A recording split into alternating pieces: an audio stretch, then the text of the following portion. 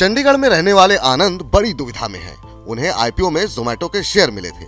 53% premium पर share की बढ़िया लिस्टिंग भी हुई थी, लेकिन आनंद ने इसे ना बेचकर बने रहने का फैसला किया। 76 रुपए के इशू प्राइस वाला जोमेटो 169 रुपए प्रति शेयर का हाई छूकर फिलहाल 86 रुपए पर कारोबार कर रहा है। बाजार में आई तेज गिरावट में शेयर एक बार तो इशू प्राइस के नीचे भी चला गया। आनंद अकेले नहीं है।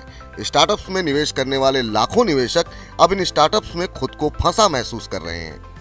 वो ये नहीं समझ पा रहे हैं कि अचानक ऐसा क्या हुआ कि आसमान में चमक रहे ये सितारे बीते 2 महीने में जैसे जमींदोज हो गए हैं। जोमेटो, नायका, पेटीएम, पॉलिसी बाजार समेत तमाम स्टार्टअप शेयरों का हाल एक जैसा है। इन शेयरों में लोगों की पूंजी 20% से लेकर 62% तक डूब चुकी है। इन कंपनियों के वैल्यूएशन को लेकर अब गंभीर सवाल खड़े होने लगे हैं। कैश बर्निंग के फॉर्मूले पर टिके इन कंपनियों के बिजनेस मॉडल में मुनाफा फिलहाल दूर दूर तक नहीं दिख रहा। केआर चौकसी शेयर्स एंड सिक्योरिटीज के एमडी देवेंद्र चौकसी इसी का जिक्र करते हैं। वे कहते हैं ये कंपनियां अभी भी मुनाफे के लिए जंग कर रही हैं और इनकी वैल्यूएशन ज्यादा है। ये इन पैरामीटर्स पर अभी खरी नहीं उतर रही हैं।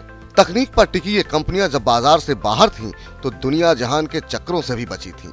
अब ये मैदान में दाखिल हो गई हैं तो बाजार के उतार चढ़ाव को भी देख रही हैं।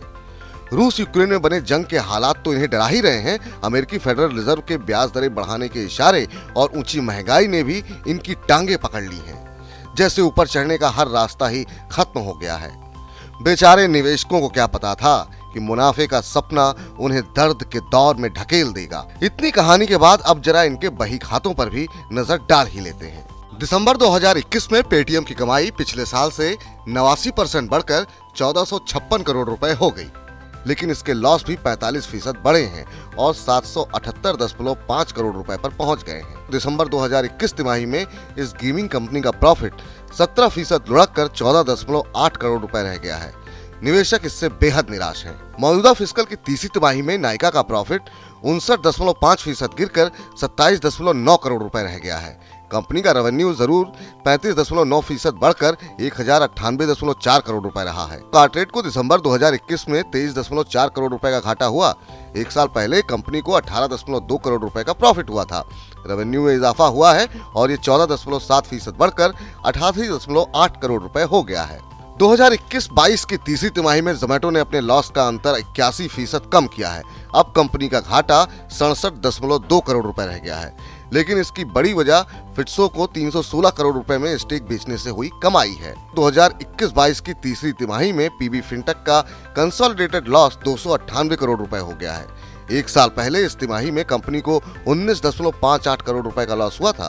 कंपनी का रेवेन्यू 367.27 करोड़ रुपए रहा, जो 73% ज्यादा है। ये पहले 212 करोड़ रुपए था। अब निवेशक क्या करें? आगे क्या इन कंपनियों के दिन फिरेंगे? तो एक्सपर्ट को तो हाल फिलहाल में इसमें जान लौटती नहीं दिख रही। जियोजित फाइनेंशियल सर्विसेज के रिसर्च हेड विनोद नायर कहते हैं, बेहद ऊंची वैल्यूएशन और लॉस से इन कंपनियों के शेयर आगे भी प्रेशर में रहेंगे। निवेशक जोखिम से बच रहे हैं। मनी9 की सलाह है कि आने वाले दिनों में किसी स्टार्टअप में पैसा सिर्फ नाम देखकर ना लगाएं, उधार या कर्ज लेकर तो बिल्कुल भी नहीं, क्योंकि लिस्टिंग पर मुनाफे का लालच आपके पोर्टफोलियो पर भारी पड़ सकता है।